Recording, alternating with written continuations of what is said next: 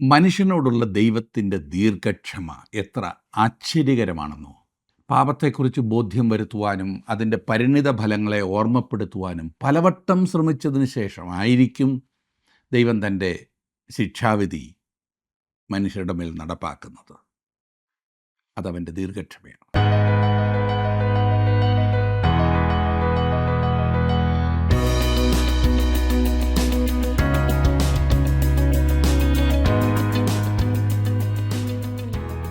ജീവസന്ദേശം പ്രേക്ഷകർക്ക് ഞങ്ങളുടെ സ്നേഹവും വന്ദനവും അറിയിക്കുന്നു. താൻ പ്രവചിച്ചു വന്ന ജനത്തിന് ഒരു അടയാളം നൽകുവാനായി യെഹെസ്കേൽ പ്രവാചകൻ്റെ കണ്ണിൻ്റെ ആനന്ദമായവളെ ദൈവം നീക്കിക്കളയുന്നത് ഹൃദയഭേദകമായ കാഴ്ചയാകുന്നു. ന്യായവിധിയെക്കുറിച്ച് ദൈവം ഇടവിടാതെ ജനത്തോട് സംസാരിച്ചുവെങ്കിലും അത് മുഖവിലേക്കെടുക്കാതെ കള്ളപ്രവാചകന്മാരുടെ വാക്കുകൾ കേട്ട് തങ്ങളുടെ വഴികളിൽ മുന്നോട്ട് പോയ ജനം നനച്ചിരിക്കാത്ത ദിവസം അവരുടെ ന്യായവിധി വന്നു. ദൈവത്തെക്കാൾ ഉപരിയായി തങ്ങൾ സ്നേഹിക്കുകയും സന്തോഷിക്കുകയും ചെയ്തിരുന്ന സകലവും ഒറ്റ ദിവസത്തിൽ അവരിൽ നിന്ന് എടുത്തു മാറ്റപ്പെട്ടു. യെഹെസ്കേൽ പ്രവചനം 24 25 അധ്യായങ്ങൾ ഇന്ന് നമ്മൾക്ക് പഠിക്കാം.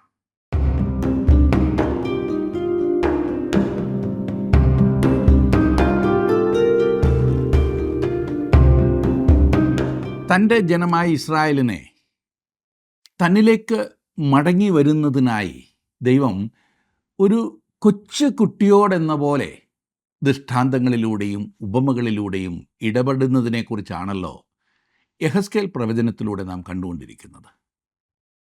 യെഹെസ്കേൽ പ്രവചനം 24 അധ്യായത്തിലേക്ക് വരുമ്പോൾ തിളയ്ക്കുന്ന ഒരു കുട്ടകത്തിൻ്റെ ദൃഷ്ടാന്തവും യെഹെസ്കേലിൻ്റെ ഭാര്യയുടെ മരണവും നാം കാണുന്നു. ഈ ജനത്തോട് സംസാരിക്കുന്നതിനായി ഇത് രണ്ടും ദൈവം ഉപയോഗിക്കുന്നതാണ്. 24 അധ്യായത്തിൻ്റെ 1ഉം 2ഉം വാക്യങ്ങളിൽ നാം വായിക്കുന്നത്, 9-ാം ആണ്ട് 10-ാം മാസം 10-ാം തീയതി യഹോവയുടെ അരുളപ്പാട് എനിക്കുണ്ടായതെന്തെന്നാൽ, മനുഷ്യപുത്ര, ഈ തീയതി ഇന്നത്തെ തീയതി തന്നെ എഴുതി വെക്കുക. ഇന്ന് തന്നെ ബാബേൽ രാജാവ് യെരൂശലേമിനെ ആക്രമിച്ചിരിക്കുന്നു.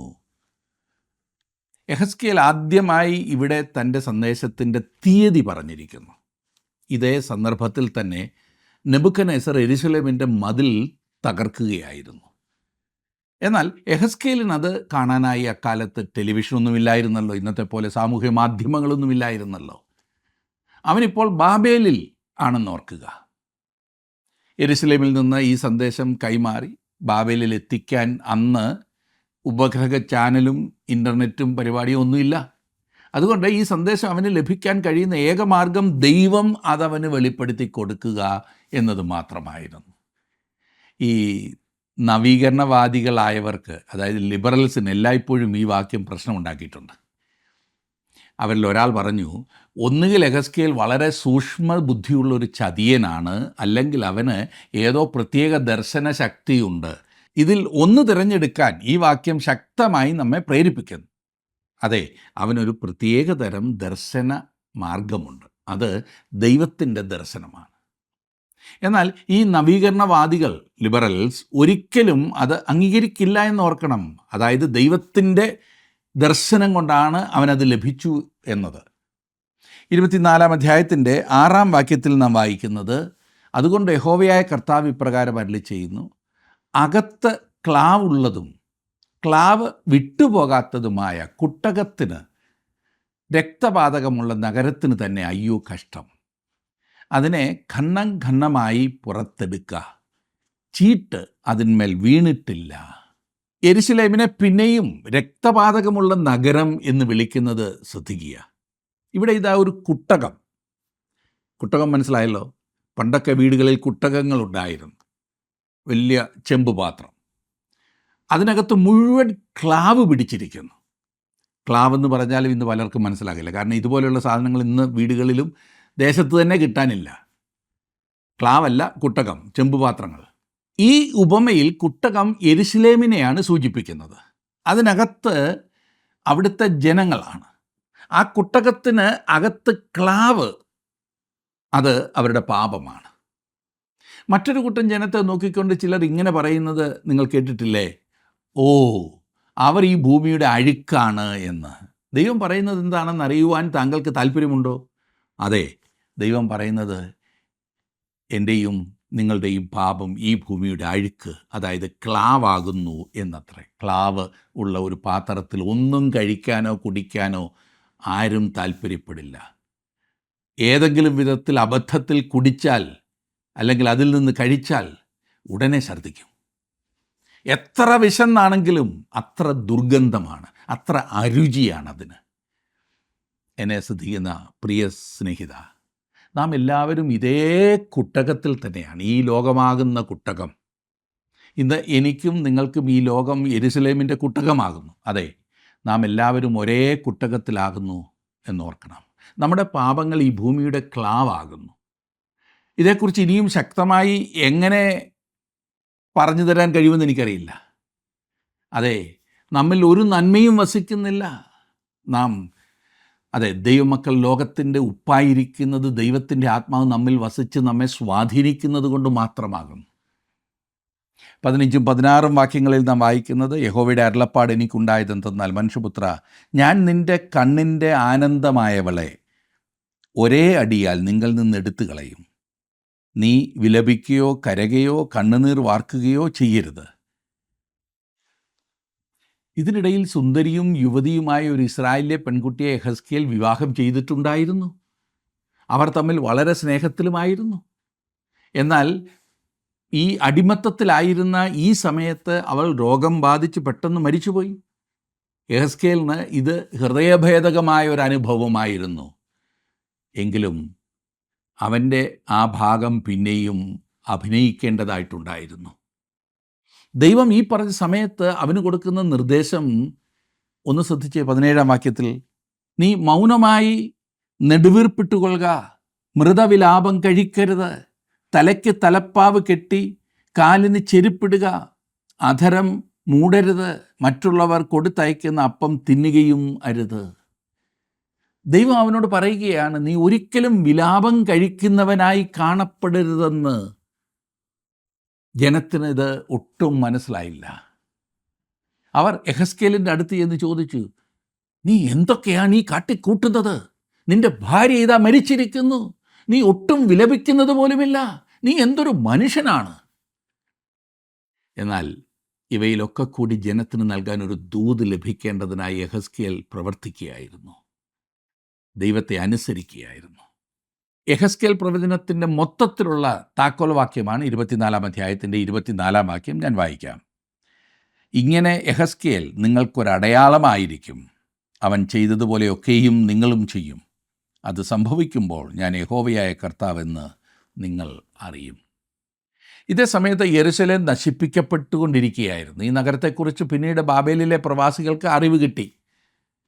33-ാം അധ്യായത്തിൻ്റെ 21-ാം വാക്യത്തിൽ അത് രേഖപ്പെടുത്തിയിട്ടുമുണ്ട്. ഞങ്ങളുടെ പ്രവാസത്തിൻ്റെ 12-ാം ആണ്ട് 10-ാം മാസം 5-ാം തീയതി യെരുശലേമിൽ നിന്ന് ചാടിപ്പോയി ഒരുത്തൻ എൻ്റെ അടുക്കൽ വന്നു, നഗരം പിടിക്കപ്പെട്ടു പോയി എന്ന് പറഞ്ഞു.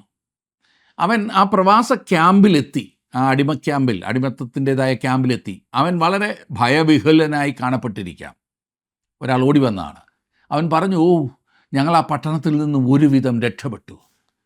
ആ കള്ളപ്രവാചകർ വ്യാജം പറയുകയായിരുന്നു, അവർക്ക് തെറ്റിപ്പോയി, പട്ടണം ഇതാ വെന്തുപോയിരിക്കുന്നു, യഹോവയുടെ ആലയവും നശിപ്പിക്കപ്പെട്ടിരിക്കുന്നു, ആ പട്ടണം വെറും ചാരവും അവശിഷ്ട കൂമ്പാരവുമായിരിക്കുന്നു. അവർ ആ ഭയാനക രംഗം പ്രവാസികളോട് വിവരിച്ചു. യെഹെസ്കേൽ വിലാപം കഴിക്കാതിരുന്നത് ശരിയായിരുന്നു. അവൻ വിലാപിക്കാത്തതിൻ്റെ കാരണം 27-ാം വാക്യത്തിൽ നാം കാണുന്നുണ്ട്. 27-ാം വാക്യം, ചാടിപ്പോയവനോട് സംസാരിപ്പാൻ അന്ന് നിന്റെ വായ് തുറക്കും, നീ ഇനി മൗനമായിരിക്കാതെ സംസാരിക്കും. അങ്ങനെ നീ അവർക്കൊരടയാളമായിരിക്കും, ഞാൻ യഹോവ എന്ന് അവർ അറിയും. ഞാൻ യഹോവ എന്ന് അവർ അറിയും. യെരുശലേം ദൈവത്തിൻ്റെ പട്ടണമായിരുന്നു. ആ ദൈവാലയം ദൈവത്തിൻ്റെ ഭവനമായിരുന്നു. ആ ജനങ്ങൾ ലോകത്തിനു മുന്നിൽ ദൈവത്തിൻ്റെ സാക്ഷികളായിരുന്നു. എന്നാൽ ഇസ്രായേൽ ജനം പരാജയപ്പെട്ടപ്പോൾ ദൈവം പറഞ്ഞു, ഭൂമിയിലെ എൻ്റെ സ്വന്തം സാക്ഷികളെപ്പോലും ഞാൻ നശിപ്പിക്കും. പട്ടണം നശിപ്പിക്കപ്പെട്ടു എന്ന് നിങ്ങൾ അറിയണം എന്ന് ഞാൻ ആഗ്രഹിക്കുന്നു. നിങ്ങളിൽ ശേഷിക്കുന്ന ജനം പ്രവാസികളായി പിടിക്കപ്പെടാൻ പോകുന്നു. എന്നാൽ വിലപിക്കുന്നത് കൊണ്ട് ഒരു പ്രയോജനവുമില്ല. അതാണ് യഹസ്കേലിൻ്റെ ജീവിതാനുഭവത്തിൽ കൂടി അവൻ ദൂതറിയിച്ചത്. ഇപ്പോൾ എൻ്റെ മുമ്പിൽ തലകുനിച്ചത് കൊണ്ടും കാര്യമില്ല എന്ന് ദൈവം പറയുക. ഞാൻ അത് ചെയ്തിരിക്കും, ഞാനാണതിൻ്റെ ഉത്തരവാദി. വെളിപ്പാട് പുസ്തകത്തിൽ കാണുന്ന 7 സഭകളിൽ ഓരോന്നിനോടും കർത്താവായ യേശുക്രിസ്തു പറഞ്ഞു, ലോകത്തിൽ നിങ്ങളുടെ സാക്ഷ്യം സൂക്ഷിക്കുന്നതാണ് നിങ്ങൾക്ക് നല്ലത്, അല്ലെങ്കിൽ ഞാൻ വന്ന് നിങ്ങളുടെ നിലവിളക്ക് അതിൻ്റെ നിലയിൽ നിന്ന് നീക്കിക്കളയുമെന്ന്. എൻ്റെ സുഹൃത്തെ, ആ 7 സഭകളുടെയും നിലവിളക്ക് നീക്കപ്പെട്ടു. ഇന്ന് ആ സഭകളിൽ ഒന്നുപോലും ശേഷിക്കുന്നില്ല. ഇത് നമുക്കുള്ളൊരു സന്ദേശമാണ്, മുന്നറിയിപ്പിൻ്റെ ദൂത്. നിങ്ങളൊരു ദൈവപൈതലാകുന്നു എങ്കിലും നിങ്ങൾ ദൈവത്തിന് വേണ്ടി നിൽക്കുന്നില്ല എങ്കിൽ ഓർക്കുക, അവൻ നിങ്ങളുടെ നിലവിളക്ക് നീക്കിക്കളയും. പിന്നെ നിങ്ങൾക്ക് വെളിച്ചമുണ്ടാകുകയില്ല. ആ ഇരുട്ട് ഭയങ്കരമായിരിക്കും. 25-ാം അധ്യായത്തിലേക്ക് നമുക്ക് വരാം. 25 മുതൽ 32 വരെയുള്ള അധ്യായങ്ങളിൽ ഒരു പുതിയ ഭാഗത്തേക്കാണ് നാം കടക്കുന്നത്. ഇവിടെ ഇസ്രായേലിന് ചുറ്റുമുള്ള രാഷ്ട്രങ്ങളെക്കുറിച്ചുള്ള പ്രവചനങ്ങളെ സംബന്ധിച്ചാണ് രേഖപ്പെടുത്തിയിരിക്കുന്നത്. ഇന്ന് നാം തിരിഞ്ഞു നോക്കുമ്പോൾ ഈ ഓരോ രാഷ്ട്രങ്ങളും അഥവാ ഓരോ ജാതികളും വളരെ പണ്ടേ ഭൂമുഖത്തു നിന്നും അപ്രത്യക്ഷമായതായി കാണുന്നു. അവയെ സംബന്ധിച്ചുള്ള പ്രവചനങ്ങൾ അക്ഷരികമായി തന്നെ നിറവേറ്റപ്പെട്ടിരിക്കുന്നു. നാം ഇതുവരെയും യെരുശലേമിനെയും ഇസ്രായേൽ ദേശത്തെയും സംബന്ധിച്ചുള്ള പ്രവചനങ്ങളായിരുന്നു കണ്ടുകൊണ്ടിരുന്നത്. കാരണം ഇസ്രായേൽ മക്കളുടെ ഒടുവിലത്തെ നാടുകടത്തൽ അഥവാ പ്രവാസം സംഭവിച്ചിട്ടില്ലായിരുന്നു. എന്നാൽ അവസാന നിമിഷം വരെയും ജനങ്ങൾ ഒരു ദുർബലമായ അല്ലെങ്കിൽ ബോധപൂർവമല്ലാത്ത പ്രതീക്ഷ മുറുകെ പിടിച്ചിരുന്നു. അതെന്താണെന്നോ, യെരുശലേമിനെ ദൈവം ഒരിക്കലും നശിപ്പിക്കുകയില്ല എന്നും ജനങ്ങൾ ഇസ്രായേൽ ദേശത്ത് തന്നെ ശേഷിക്കുമെന്നുമുള്ള ആ ആശ അവരിൽ ഈ ചിന്ത ഉറപ്പിക്കുകയും പ്രോത്സാഹിപ്പിക്കുകയും ചെയ്തിരുന്നു. അതാരാണ് ചെയ്തതെന്നറിയാമോ? കള്ളപ്രവാചകന്മാർ.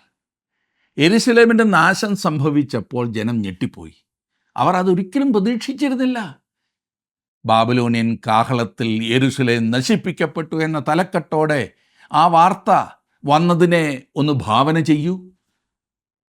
ആ വാർത്തയുടെ തുടക്കം ഒരുപക്ഷെ ഇതുപോലെ ആയിരിക്കാം: നെബൂഖദ്നേസർ തൻ്റെ സൈന്യത്തോടൊപ്പം ഇന്ന് യെരുശലേം പട്ടണത്തിലേക്ക് ഇരച്ചു കയറി അതിൻ്റെ മതിലുകളെ തകർത്ത് പട്ടണത്തെ കീഴടക്കിയിരിക്കുന്നു എന്ന്. യഹസ്കേലിൻ്റെ പ്രവചനം തികച്ചും ശരിയായിരുന്നെന്ന് തെളിയിക്കപ്പെടുകയായിരുന്നു ഈ സംഭവം. ഇവിടം തൊട്ട് യെരുശലേമിൻ്റെ നാശം സംബന്ധിച്ച് യഹസ്കേൽ യാതൊരു പ്രവചനവും തരുന്നില്ല എന്ന് നമുക്ക് കാണാൻ സാധിക്കും. ശ്രദ്ധിച്ചോണം, ദൈവം എത്ര കൃത്യമായിട്ടാണ് ഓരോ കാര്യങ്ങൾ പറയുന്നത്. കാരണം അവൻ ചരിത്രം എഴുതുകയായിരുന്നില്ല, അവൻ പ്രവചനം എഴുതുകയായിരുന്നു. തമ്മിലുള്ള വ്യത്യാസം മനസ്സിലായല്ലോ. ഇനിയും നടക്കാനുള്ള കാര്യങ്ങളെക്കുറിച്ചാണ് അവൻ എഴുതിയത്, നടന്നു കഴിഞ്ഞവയെക്കുറിച്ചല്ല. അതുകൊണ്ട് അവൻ ഇപ്പോൾ ചുറ്റുമുള്ള രാഷ്ട്രങ്ങളിലേക്ക് തിരിയുകയാണ്. എന്തായിരിക്കും ഭാവിയിൽ അവർക്ക് സംഭവിക്കുവാൻ പോകുന്നത്? ഇനിയും 25-ാം അധ്യായത്തിൽ നമുക്കായി വളരെ ആശ്ചര്യകരമായൊരു സന്ദേശമുണ്ട്. അവിടെ ദൈവത്തിൻ്റെ പട്ടണം അതാ തകർന്നു കിടക്കുന്നു, യെരുശലേം തകർന്നു കിടക്കുന്നു. പട്ടണത്തിൽ അരികെ യിരെമ്യാവ് എന്നൊരു മനുഷ്യൻ നിൽക്കുന്നതായി ഞാൻ കാണുന്നു. അവൻ്റെ കവിൾത്തടങ്ങളിലൂടെ കണ്ണുനീറിങ്ങനെ പ്രവഹിക്കുന്നുണ്ട്. അവൻ തകർന്ന ഹൃദയമുള്ള ഒരു വ്യക്തിയാണ്. 500-ൽ പരം വർഷങ്ങൾക്ക് ശേഷം ഭൂമിയിലേക്ക് വരാനിരിക്കുന്ന ഒരു മനുഷ്യന് അവൻ നിഴലാകുകയായിരുന്നു. അവനും അതേ കർത്താവായ യേശുക്രിസ്തുവും ഒലിവുമലയിൽ ഇരുന്നു കൊണ്ട് യെരുശലേം പട്ടണത്തെ നോക്കി വീണ്ടും സംഭവിക്കുന്ന അതിൻ്റെ നാശത്തെ അറിഞ്ഞ് വിലപിക്കുന്നതാണ്. കാരണം ജനങ്ങൾ ജീവനുള്ള സത്യദൈവത്തിന് പുറംതിരിഞ്ഞിരിക്കുന്നു. ഞാൻ മറ്റൊരു പ്രവാചകനെ കാണുന്നു. അവൻ വിലപിക്കുന്നില്ല. കാരണം ഈ പറയുന്ന സമയത്ത് സ്നേഹനിധിയായ അവൻ്റെ ഭാര്യ മരിച്ചുപോയി. അവൻ അവളെ വളരെ സ്നേഹിച്ചിരുന്നു എന്ന് തിരുവെഴുത്ത് പറയുന്നുണ്ട്. ആ പ്രവാചകൻ യഹസ്കേലാണ്. വിലപിക്കരുത് എന്ന് അവന് ദൈവത്തിൻ്റെ വിലക്കുണ്ടായിരുന്നു. പുറമേ അവൻ വളരെ പരുക്കനാണ്. അവൻ അങ്ങനെ ആയിരിക്കണമെന്ന് ദൈവം പറഞ്ഞു. യിരെമ്യാവും യഹസ്കേലും ദൈവത്തിൻ്റെ 2 വശങ്ങളെ ഈ വിധത്തിൽ വെളിപ്പെടുത്തുകയാണ്. ഈ കാലത്ത് നാമും കാണേണ്ട ഒന്നാണിത്. ദൈവം ആർദ്ര ഹൃദയമുള്ളവനാകുന്നു. യിരെമ്യാവെ പോലെ കർത്താവായ യേശുക്രിസ്തു കരുണയും ദയയും ഉള്ളവനാകുന്നു. ആരും നശിച്ചു പോകുന്നത് അവന് ഇഷ്ടമല്ല. അതുകൊണ്ട് അവൻ നമുക്കായി ക്രൂശിൽ മരിച്ചു. എന്നാൽ അവനെ ത്യജിച്ച പട്ടണങ്ങളോട് അവൻ പറയുന്നത് ശ്രദ്ധിക്കുക. ലൂക്കോസ് 10:13 മുതൽ 15 വരെ. കോരസീനെ, നിനക്കയ്യോ കഷ്ടം. ബെത്സയിദേ, നിനക്കയ്യോ കഷ്ടം. നിങ്ങളിൽ നടന്ന വീര്യപ്രവർത്തികൾ സോരിലും സീദോനിലും നടന്നിരുന്നുവെങ്കിൽ അവർ പണ്ട് തന്നെ രട്ടിലും വെണ്ണീറിലും ഇരുന്ന് മാനസാന്തരപ്പെടുമായിരുന്നു. എന്നാൽ ന്യായവിധിയിൽ നിങ്ങളെക്കാൾ സോരിനും സീദോനും സഹിക്കാവതാകും. മഹത്വവാനായ കർത്താവിൽ നിന്നുള്ള ശക്തമായ ഭാഷയാണിത്. അവൻ പിന്നെയും പറഞ്ഞു, ലൂക്കോസ് എഴുതിയ സുവിശേഷം 11-ാം അധ്യായത്തിൻ്റെ 43-ഉം 44-ഉം വാക്യങ്ങളിൽ, പരീശന്മാരായ നിങ്ങൾക്കയ്യോ കഷ്ടം. നിങ്ങൾക്ക് പള്ളിയിൽ മുഖ്യാസനവും അങ്ങാടിയിൽ വന്ദനവും പ്രിയമാകുന്നു. നിങ്ങൾക്കയ്യോ കഷ്ടം. നിങ്ങൾ കാണാൻ കഴിയാത്ത കല്ലറകളെപ്പോലെയാകുന്നു. അവയുടെ മീതെ നടക്കുന്ന മനുഷ്യർ അറിയുന്നില്ല. ദൈവത്തെക്കുറിച്ചുള്ള നമ്മുടെ കാഴ്ചപ്പാട് എങ്ങനെയാണ്? വളരെ സങ്കുചിതമായ ഒരു കാഴ്ചപ്പാടല്ലേ ഇന്ന് ദൈവത്തെക്കുറിച്ച് നമുക്കൊക്കെയുള്ളത്? ചിന്താക്കുഴപ്പമുള്ള അനേകം കൂട്ടങ്ങൾ ചുറ്റിത്തിരിഞ്ഞ് ദൈവത്തിൻ്റെ സ്നേഹത്തെക്കുറിച്ച് പറയുന്നുണ്ട്. എന്നാൽ ദൈവം ന്യായം വിധിക്കുന്നവൻ കൂടിയാണെന്ന കാര്യം നാം ഒരിക്കലും മറന്നു പോകരുത്. ദൈവത്തിൻ്റെ ന്യായവിധിയെക്കുറിച്ച് പറയാനും കേൾക്കാനും താല്പര്യമില്ലാത്തത് കൊണ്ടായിരിക്കാം അനേകർക്കും ഈ യെഹെസ്കേൽ പ്രവചനം ഒരു അടഞ്ഞ പുസ്തകമോ മുദ്രവെച്ച പുസ്തകമോ ഒക്കെ ആയിരിക്കുന്നത്. യെഹെസ്കേൽ ആർക്കും മനസ്സിലാക്കാൻ കഴിയാത്തൊരു പുസ്തകമാണെന്ന് പറയുന്നതിൽ നവീന ഉപദേശക്കാർ, ലിബറൽസ്, അവരെ പ്രോത്സാഹിപ്പിക്കുകയും ചെയ്യുന്നുണ്ട്. ഉള്ളത് പറഞ്ഞാൽ താങ്കളും ഈ പുസ്തകത്തെ അവഗണിച്ചിട്ടിരിക്കുകയായിരുന്നില്ലേ? പക്ഷേ പഠിച്ചു വന്നപ്പോൾ ആ ധാരണ മാറി. പ്രിയ സുഹൃത്തെ, ഇത് പഠിക്കാൻ മനസ്സ് വെക്കാതെ താങ്കൾക്കിത് മനസ്സിലാക്കാൻ കഴിയില്ല എന്നത് ഇപ്പോൾ മനസ്സിലായോ? അത് ഉറപ്പാണ്. മുൻപേ തന്നെ നമുക്ക് വേണ്ടി ഒരു ശ്രദ്ധേയമായ പ്രമാണം നൽകപ്പെട്ടിട്ടുണ്ട്. ഇതിൽ നമുക്കുള്ള സന്ദേശം നമുക്ക് നഷ്ടമാകരുത്. താങ്കൾ അതിൽ ശ്രദ്ധാലുവാണ് എന്ന് ഞാൻ പ്രതീക്ഷിക്കുന്നു. ഇപ്പോൾ നാം ഇസ്രായേലിൻ്റെ ചുറ്റുമുള്ള ജാതികളെ ന്യായം വിധിക്കുന്നതിലേക്ക് വന്നിരിക്കുകയാണ്. വളരെ മുമ്പ് തന്നെ ഈ രാഷ്ട്രങ്ങളൊക്കെ വേദിയിൽ നിന്നും മാറ്റപ്പെട്ടിരിക്കുന്നത് കൊണ്ട് ഇതേക്കുറിച്ചുള്ള വിവരണത്തിന് കൂടുതൽ സമയമെടുക്കാൻ ഞാൻ ആഗ്രഹിക്കുന്നില്ല. എന്നാൽ ഇവ വളരെ പ്രധാനപ്പെട്ടവയാകുന്നു. കാരണം അവ തിരിച്ചു വരുന്നതാണ്. ശ്രദ്ധിച്ചോണോ, അവ തിരിച്ചു വരുന്നതാണ്. ദൈവത്തിന് മാത്രമേ അവയെ തിരികെ വരുത്തുവാൻ കഴിയൂ എന്ന് മാത്രം. അതെ, ദൈവം അത് ചെയ്യും. ഈ രാഷ്ട്രങ്ങളെ ദൈവം ന്യായം വിധിക്കുന്നതിനുള്ള അടിസ്ഥാനം അബ്രഹാമിനോടുള്ള ദൈവത്തിൻ്റെ ഉടമ്പടിയാണ്. ദൈവം അബ്രഹാമിനോട് പറഞ്ഞു, നിന്നെ അനുഗ്രഹിക്കുന്നവരെ ഞാൻ അനുഗ്രഹിക്കും, നിന്നെ ശപിക്കുന്നവരെ ഞാൻ ശപിക്കുമെന്ന്. ഉൽപ്പത്തി പുസ്തകം 12-ാം അധ്യായത്തിൻ്റെ 3-ാം വാക്യത്തിൽ. ഇപ്പോൾ യഹൂദയുടെ വീഴ്ചയ്ക്ക് പങ്കാളികളായ 7 രാഷ്ട്രങ്ങൾക്കെതിരെയുള്ള ന്യായവിധിയെയാണ് യെഹെസ്കേൽ പ്രസ്താവിക്കുന്നത്. ഈ 7 ജാതികൾ അമ്മോന്യർ, മോവാബ്യർ, ഏദോമ്യർ, ഫെലസ്ത്യർ, സോർ, സീദോന്യർ, മിസ്രൈമ്യർ എന്നിവരാണ്.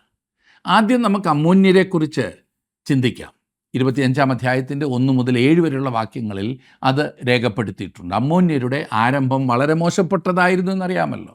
ലോത്തും അവൻ്റെ ഇളയ പുത്രിയും തമ്മിലുള്ള മ്ലേച്ഛ ബന്ധത്തിൽ നിന്നും ഉത്ഭവിച്ച ദേശാന്തരികളായ ജാതികളായിരുന്നു അമ്മോന്യർ. ഉൽപ്പത്തി പുസ്തകം 19-ാം അധ്യായത്തിൻ്റെ 33 മുതൽ 38 വരെയുള്ള വാക്യങ്ങളിൽ അവരുടെ ആരംഭത്തെക്കുറിച്ച് രേഖപ്പെടുത്തിയിട്ടുണ്ട്. ചാവുകടൽ തീരത്തായിരുന്നു അവരുടെ ദേശം. അവർ നെബൂഖദ്നേസറിന് അടിമകളാക്കപ്പെടുമെന്ന് ദൈവം പറഞ്ഞു. അങ്ങനെ സംഭവിക്കുകയും ചെയ്തു. ഇപ്പോൾ ദൈവം അവർക്കെതിരെ ന്യായം വിധിക്കുന്നതിനുള്ള കാരണം വിവരിക്കുകയാണ്. 3-ാം വാക്യത്തിൽ നാം കാണുന്നത്, യഹോവയായ കർത്താവ് ഇപ്രകാരം അരുളി ചെയ്യുന്നു, എൻ്റെ വിശുദ്ധ മന്ദിരം അശുദ്ധമായി തീർന്നപ്പോൾ നീ അതിനെയും, ഇസ്രായേൽ ദേശം ശൂന്യമായി തീർന്നപ്പോൾ അതിനെയും, യഹൂദാഗൃഹം പ്രവാസത്തിലേക്ക് പോയപ്പോൾ അവരെയും ചൊല്ലി നന്നായി എന്ന് പറഞ്ഞതുകൊണ്ട്.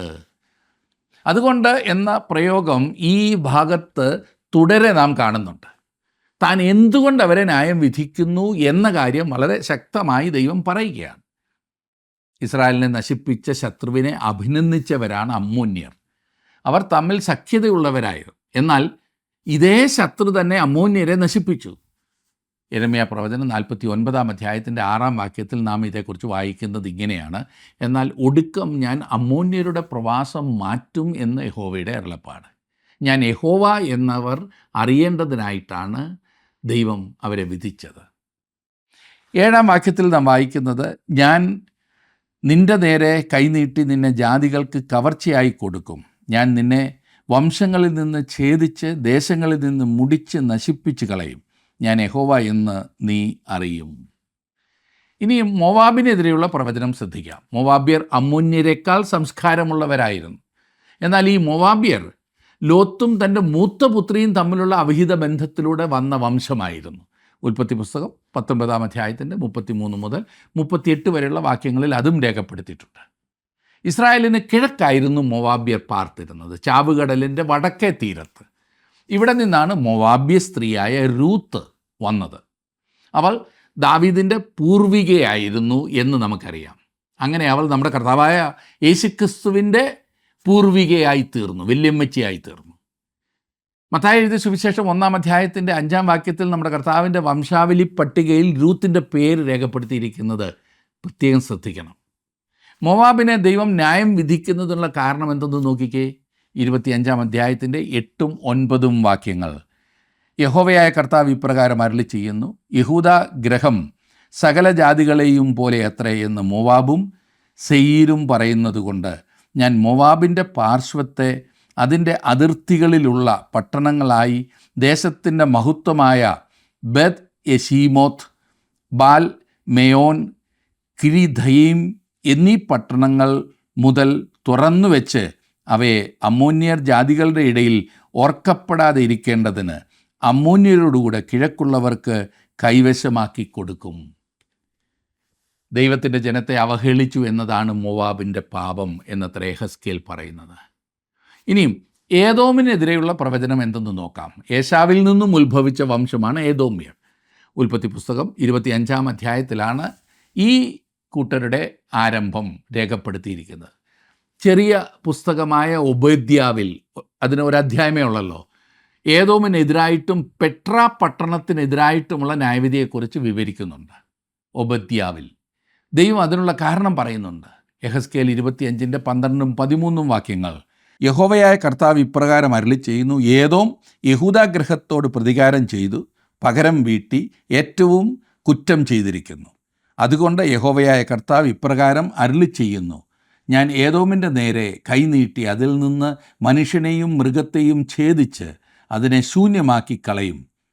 തേമാൻ മുതൽ ദേദാൻ വരെ അവർ വാളിനാൽ വീഴും. ദൈവത്തിൻ്റെ തെരഞ്ഞെടുക്കപ്പെട്ട ജനത്തെ നശിപ്പിക്കാൻ കൂട്ടുനിന്നു എന്നതാണ് ഏദോമിനെയും നശിപ്പിക്കാനുള്ള കാരണം.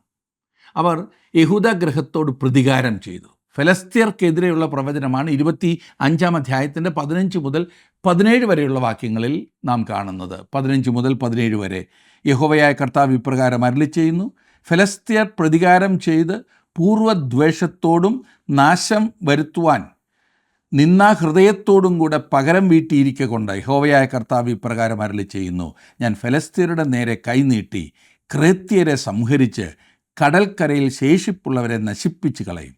ഞാൻ ക്രോധ ശിക്ഷകളോടുകൂടെ അവരോട് മഹാപ്രതികാരം നടത്തും. ഞാൻ പ്രതികാരം അവരോട് നടത്തുമ്പോൾ ഞാൻ യഹോവ എന്ന് അവർ അറിയും. ഇന്ന് ഫലസ്തീർ അപ്രത്യക്ഷമായിരിക്കുന്നു. ഇന്ന് ആ ദേശത്ത് അങ്ങനെ ഒരു ജാതിയില്ല. അവർക്കെതിരെയുള്ള ന്യായവിധി തികച്ചും അക്ഷരികമായി നിറവേറി. അതെന്നെ ശ്രദ്ധിക്കുന്ന സുഹൃത്തെ, ദൈവത്തിനും ദൈവത്തിൻ്റെ ജനത്തിനും എതിരായി പാപം ചെയ്ത ജാതികളെ ദൈവം ന്യായം വിധിച്ചു എന്ന യാഥാർത്ഥ്യത്തെ നാം പ്രത്യേകം ശ്രദ്ധിക്കേണ്ടതുണ്ട്.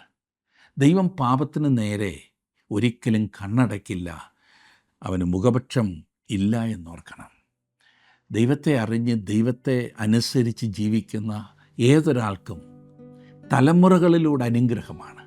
എന്നാൽ ദൈവത്തെ അനുസരിക്കാതെ ദൈവജനത്തെ നിന്ദിക്കുന്നവർക്ക് ലഭിക്കുവാൻ പോകുന്നത് ന്യായവിധിയാണ്. ശ്രദ്ധിച്ചാട്ടെ, നമ്മുടെ ജീവിതത്തിൽ നാം ദൈവത്തെ അനുസരിക്കുന്നത് എത്രമാത്രം ശ്രദ്ധിക്കാറുണ്ട്. അതിനുവേണ്ടി നമ്മുടെ ജീവിതത്തെ സമർപ്പിച്ചാട്ടെ. ദൈവം നിങ്ങളെ അനുഗ്രഹിക്കട്ടെ.